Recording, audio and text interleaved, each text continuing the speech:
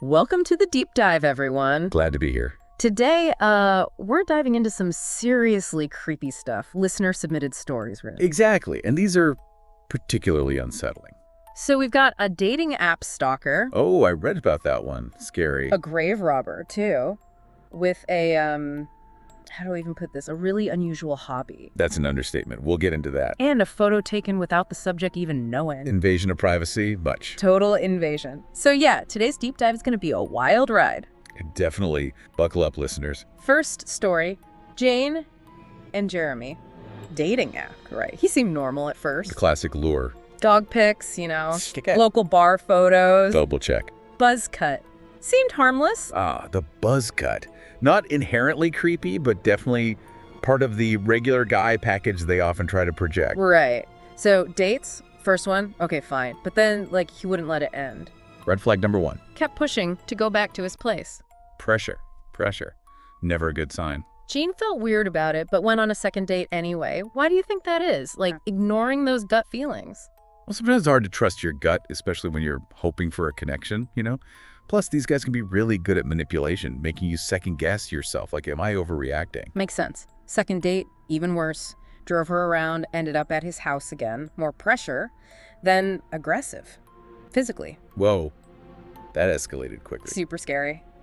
Jane gets out, brother picks her up, blocks Jeremy's number. Smart move.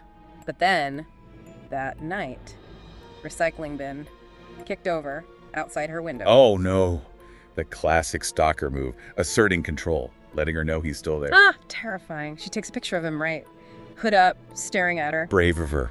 So much evidence there. That's the violation of personal space that's just so chilling. Tried to open the window, yelling her name. So creepy. Seriously disturbing.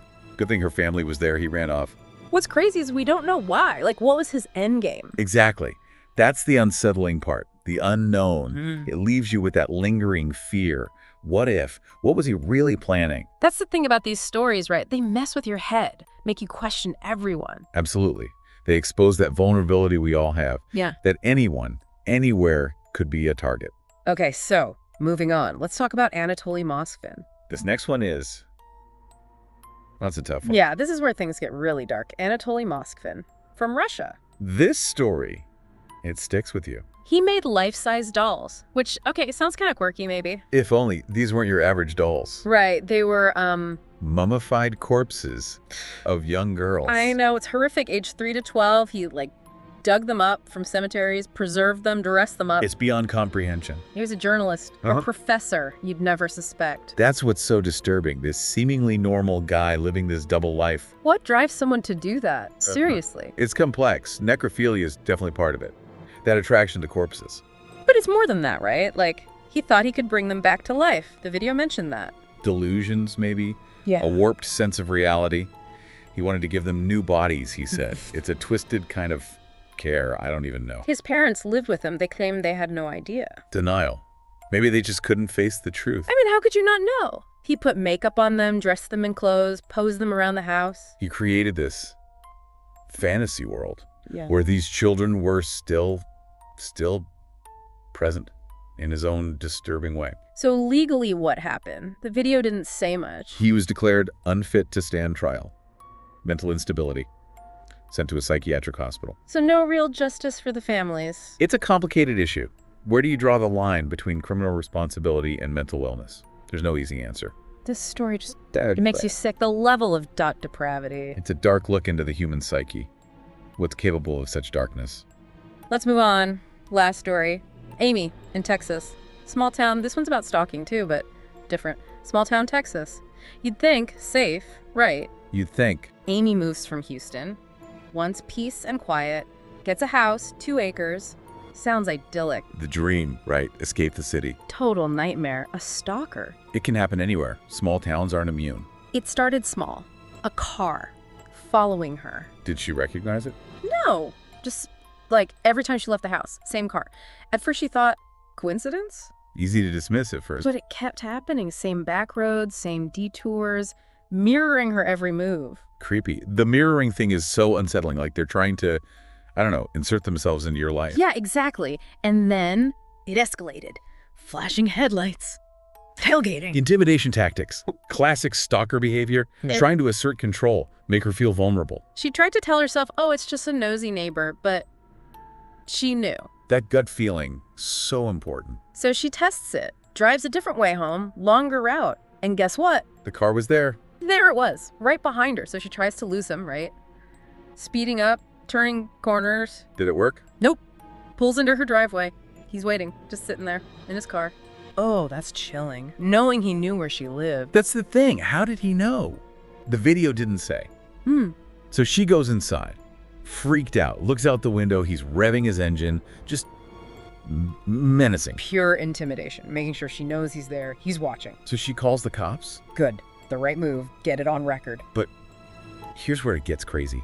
While the cops are talking to him outside, What happened? she realizes her back door is unlocked.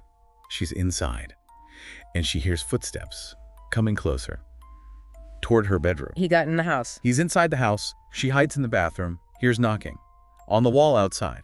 No way. Then she sees a cop outside her bedroom window, struggling with some wood, like planks of wood from the stalker's shed. It was chaos. I don't even know what was going on. That's so strange. The wood. Yeah, the video didn't explain that part. So Amy makes a run for it, right? Front door. But the cops are gone. She hears something inside, goes back, finds a cop on the floor, injured. The stalker attacked him. Yeah. Punched him maybe? Tried to strangle him. It was unclear. The stalker ran off, got arrested later, assaulting an officer. But, okay, get this. There's more. Days earlier, before any of this, she got a photo in the mail of herself and her baby sister. Someone took a picture of them Yeah. without them knowing. From a passing car. She had no idea who took it. But after the stalking, it all clicked. He was already watching her before she even moved in. Exactly. And he never said how he got her address, her phone number. Just creepy. So creepy. That's what makes these stories so unsettling. The unanswered questions, the not knowing. Right. It messes with your sense of security. It makes you think twice about everything. It's a good reminder to be vigilant, trust your instincts, and never dismiss those gut feelings. So that's it for this deep dive. 3 stories, 3 photos, 3 chilling reminders that the world isn't always as it seems. We've covered a lot. Online dating, stalking, necrophilia, heavy stuff. What are your final thoughts? Anything you want to leave our listeners with? Just be aware, be safe, and maybe take a second look at those everyday photos. You never know what story they might be hiding. Good advice. Thanks for joining us for this deep dive. Thanks for having me. And to our listeners, thanks for tuning in. Stay safe, stay aware, and sleep tight. If you can,